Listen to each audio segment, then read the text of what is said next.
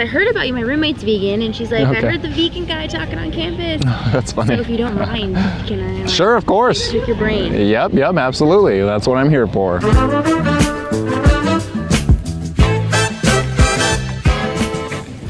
Don't really have much. Good, how are you? Good. My name's Emma. Jackson, nice to meet you. Nice to meet you. I'm actually I'm a journalism major here on campus. Right on. And I'm writing a story about veganism, like a feature article. And Oh, very I cool. was trying to explore, some of the restaurants downtown have like the plant-based Impossible Burger. Sure, yep. I would just love to get your name and like some quotes from you and just like kind of, because I heard about you. My roommate's vegan, and she's like, Okay. I heard the vegan guy talking on campus. That's funny. So if you don't mind, can I Sure, of course. pick your brain? Yep, absolutely. That's what I'm here for. Okay, cool. So like, why the table?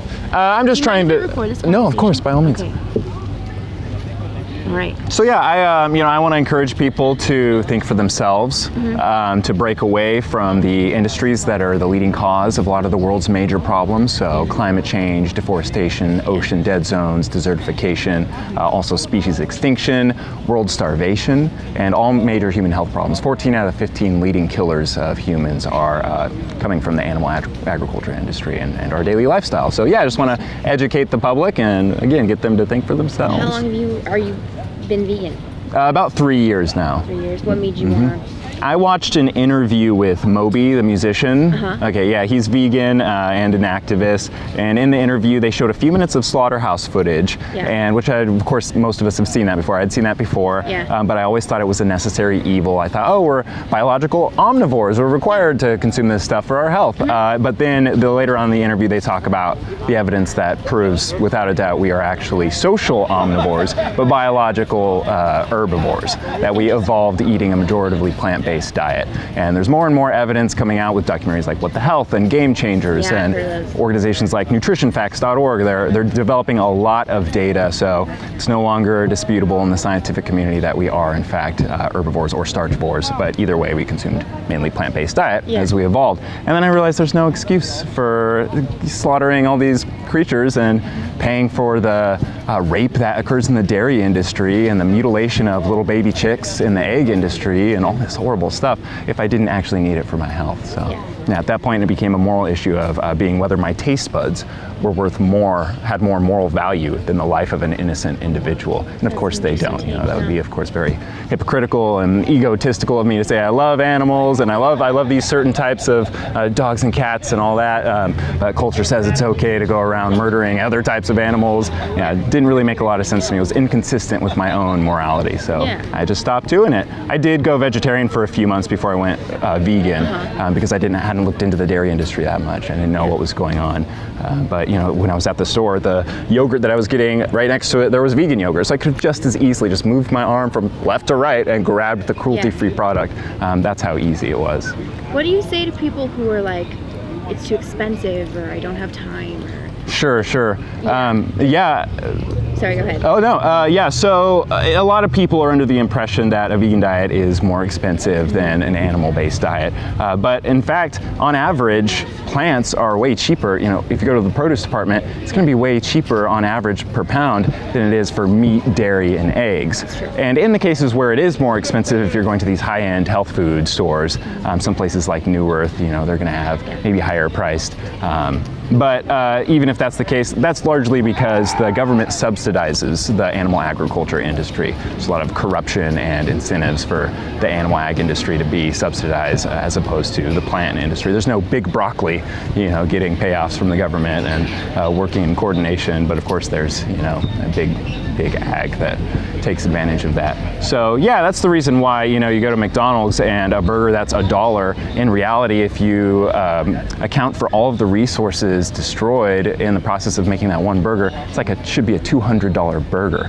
And so yeah, it's just resource intensive and destructive, but since they get these payouts from the government, it looks a lot cheaper when it comes on our shelf wrapped in plastic. What do you think of like the big corporations like Burger King did it, and I think McDonald's is doing it. They're like introducing the Impossible Burger. Yeah. Do you think that's like a good thing because they're trying to like help the masses with like plant-based foods, or do you think they're trying to get the money from Well, I think that corporations, like you're saying, are just, they have a profit motive. They're amoral. They don't really care about the livelihood of the planet or the individuals that are slaughtered in their industry. But what's important and really good about that is they're giving us, the consumers, more power. They're giving us the opportunity to work with the supply and demand economy we live in and demand less cruelty in our lives and in our products. So it's great. It's a great alternative. It's a great replacement. And eventually, hopefully one day, most people will only be buying the Impossible Burger and the Beyond Meat burger and stuff like that. And then I realized I didn't address your other statement about how it can be inconvenient at times preparing food, and I'm shopping for a vegan diet. I get that a lot from people, and I've found personally that it's actually much quicker for me to prepare my food because I don't have to worry about sitting there monitoring the piece of dead flesh that I'm cooking and waiting for all the toxins to get cooked out of it. You know, with plants, you don't have to worry about E. coli and all this nasty bacteria and disease, whereas with you're dealing with a dead carcass or rotting flesh sitting in your fridge, you have to worry about contaminants and making sure it's really properly cooked. And and then of course you have the expiration dates on all of these things that are really rigid time constraints. So you have to look at stuff in your fridge and make sure you're cooking certain things that incorporate those into your meals. Whereas with a plant-based diet, I just grab whatever I have, a bunch of fresh whole foods, and throw them together. I think the key that a lot of people don't know about as far as convenience and food prep goes is making sure you have like pre-made sauces, dips, and spreads. You can just throw them together, whole foods, plant-based, throw them in your blender, and make some good spreads and dips that you really like, and dressing. So that way, whatever plants you're throwing together, quinoa bowl or a salad or a sandwich, whatever it is, you can always just grab that spread that is your taste preference and throw it on there. Easy. Yeah, it makes it super easy, at least for me, I found. Yeah. What do you say to people who are like, I couldn't be vegan, but I'm vegetarian? Like, do you think everyone should be vegan, or do you think it's okay to do it in moderation? Well, veganism actually is an ethical stance. So if people are, a lot of people will say, oh, I'm 80% vegan. That's actually not a thing because, ethically, it's like saying I'm 80% opposed to rape or murder. Like rape-free Mondays, I take part in. I went to the women's protest today, but then I went home and I beat my wife. So I kind of support women's rights. There's there's kind of a definite line there. As far as so in that respect, you would say, oh, I'm practicing a plant-based diet, or I had a vegan meal today, or something like that. Change your language. Yep. But vegetarianism is just the exclusion of meat from your diet, and there's actually more murder, if you're talking about the ethics, there's more murder and sadistic practices in the dairy and egg industry than there is in the meat industry. I mean, a lot of our meat comes from dairy cows that were raped repeatedly. We're forced to inseminate them and then take their children, because the children can't drink the milk. We have to drink the milk, and we slit the children's throat days after being born. That's veal. Yep, exactly. Yeah, very smart. You got it. Then the mother cows, who often only live about a third of their lifespan, they're raped from young age till about their teenagers. They're so exhausted, they're called spent dairy cows, that they get killed for slaughter, and that becomes our beef. It's a really gross, sadistic system, and most people who are vegetarian don't really know not only how unhealthy dairy products and cheese and eggs can be for you, but also that they're ethically totally immoral. Interesting. Yeah, and I've talked to a lot of vegetarians that are like, I was vegetarian because I felt bad about it. It's easy for people to see the dead flesh on their plate and associate that with the slaughtered animal. It's harder with the dairy products to know that there was some, really dark practices involved. True. But once I tell people, they snap very quickly and they go, oh my gosh, I had no idea that's what we did. I don't know why I never thought where milk comes from. Of course they have to be pregnant. Of course, where do their kids go? All these things. It's a huge cycle. But once people know, they wake up pretty quick. How long have you been tabling? A couple weeks now, 2.5 weeks. How are the responses around campus? Do you get a lot of people like a dialogue like this, or is it more like, fuck you? No, I've gotten, actually I only had one person that was like, nobody wants to eat fucking carrots, we're all gonna eat fucking cows, shut the fuck up. And I was just like, hey man, why don't you come over and let's talk about it? And he went, oh. Okay, can I sit down? And I said, yeah, of course, that's what I brought the chair for. And he said, okay. And then within seconds, he was sitting here going, advocating for veganism to bystanders. People were saying, well, where are you gonna get your protein? And he goes, well, you can get protein from plants. And he said he went from anti-vegan to vegan activist just in seconds. He still obviously didn't have the strong handle on the ethical aspect and stuff. He still seemed a little bit confused about a lot of things, but that was the only... It's a process. It's important to educate yourself and do your research and always be conscientious conscious, but most people aren't really that confrontational. Most people just want to come and say, hey, you know what, I can't prove you wrong, but I have some questions about how I can be vegan, how I can make it effective in my life as far as continuing to eat the same foods I eat now, pizza, pasta, and ice cream, and also not bloat my budget and all this stuff. What's your goal? Is your goal to just like prove people wrong with ethical?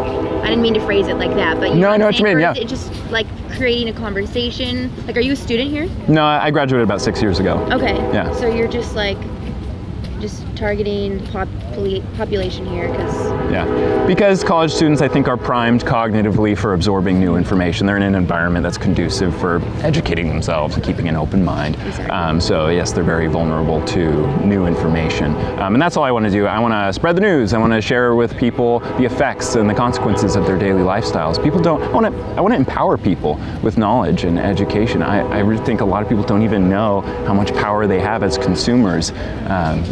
When we start divesting from these industries destroying the planet, and we can really see radical change rather than waiting for a corrupt government or these corrupt multi-international corporations to hopefully cross our fingers, make the world a better, more sustainable place for us. We had the new UN climate report say that there's 10 years or less until we face irreversible human extinction on the planet. That's the beginning. 10 years, and that date keeps getting closer and closer because the damage we're doing is exponential, and we're not slowing down our lifestyle practices that are causing the climate destruction. So once people know the consequences and the importance of making those changes in their life, the morality that's embedded within all of us, we have this genetic moral blueprint, a compass that guides all of us to be coexistent and cooperative and compassionate, and that kind of kicks in once you educate people. You get those cognitive processes going, and then they start taking that innate genetic morality and turning it into their actions. There's a lot of people have the morality, they just aren't aligning their morality with their actions. Yeah. Interesting. Yeah. Last question. Is your jacket vegan? Of course, yep. I like to show off how man-made materials, you can still look the same and feel the same, look stylish, without peeling the flesh off a dead animal. Cool. Well, thanks for talking. Yeah, I appreciate it. Can you spell your first and last name? Jackson, Jackson, Moore, Moore. Your card? Yep. Can I take one? Of course. Nice talking with you. Right on. Are you vegan? I'm not vegan. Okay. But my roommate is vegan, and this year I have really cut back on meat. Dairy I'm working on. Nice. It's tough. a process, It's but tough. I feel ever since I've come to college, I've definitely been way more enlightened, and my diet over the last 4 years has changed exponentially. Wow. So I feel like if I'm on this rate, I think eventually I can get there. Excellent. A lot of people don't know that dairy has casomorphine in it, which is the same chemical compound that occurs in the brain when you're addicted to heroin. So it's the hormones released from the breast milk of a cow, we find more concentrated in cheese, but they're designed to keep the calf coming back to recognize their mother. It gives us that feeling of, oh, Mom, you love me, and I depend on you for sustenance. And that's Tastes the good. feeling that happens in the brain when we consume dairy products. After 21 years of eating dairy. The breast milk of another species, it's hard. Yeah, it is. Have you tried any of the vegan cheeses? Your roommate probably has some lying around. Trader Joe's, I have that. Okay, right on. I got the soy ice cream. And Nice, it's good nice. stuff. It's good I like the stuff. cashew milk ice cream better. You should try that I'll if try you that. find it. Yeah, Okay, yeah. sounds good. Thanks for chatting. Yeah, no problem. Have a good day. You too.